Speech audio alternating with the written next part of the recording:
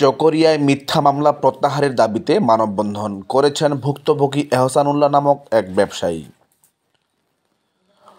তথ্য ভিডিওটিতে মোহাম্মদ ফরিদ বাবুল এবং মোহাম্মদ আবুল হরিকার সময়ে রামপুর স্টেশন সংলগ্ন এলাকায় উক্ত মানববন্ধনটি সম্পন্ন হয়।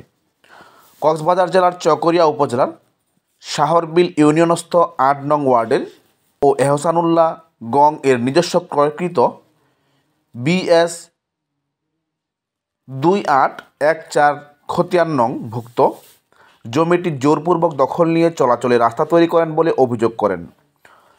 একই এলাকার ফিরোজা হাকিম নামক এক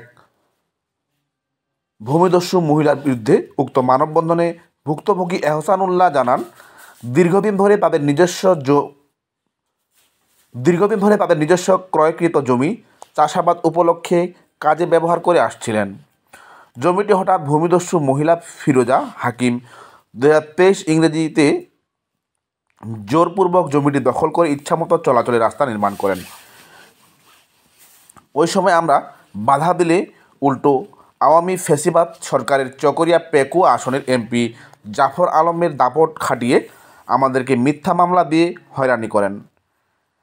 অতঃপর পুনরায় সমন্বয়ক পরিচয়ে আমাদের উপর খরিদকৃত জমি থেকে আমাদেরকে দখলচ্যুত করে নেওয়ার অপচেষ্টা চালাচ্ছে। বাংলাদেশের রাষ্ট্রীয় আইনশৃঙ্খলা বাহিনী বরাবর এলাকাবাসী আজকের এই মানববন্ধন থেকে দাবি জানাচ্ছে, অবিলম্বে মিথ্যা মামলা প্রত্যাহার ও সঠিক তদন্তের মাধ্যমে খরিদকৃত জমিটি আমাদের দখলে পুনরুদ্ধার করার। অতঃপর ভূমিদস্যু মহিলা ফিরোজা হাকিমের বিরুদ্ধে আইনগত ব্যবস্থা নেওয়ার জোর দাবি জানিয়েছেন সংশ্লিষ্ট এলাকার ভুক্তভোগী এহসানুল্লাহ ও তার পরিবার। মানববন্ধনে বক্তব্য রাখেন BNP নেতা মোহাম্মদ শফিউল আলম শফি, অত্র এলাকার মুরব্বী নুরুল কবির, বিশিষ্ট ব্যবসায়ী আবু হুরাইরা, এলাকার মুরব্বী হাজী মোহাম্মদ ইউসুফ মিয়া এবং ভুক্তভোগী পরিবারের পক্ষ থেকে মোহাম্মদ এহসানুল্লাহ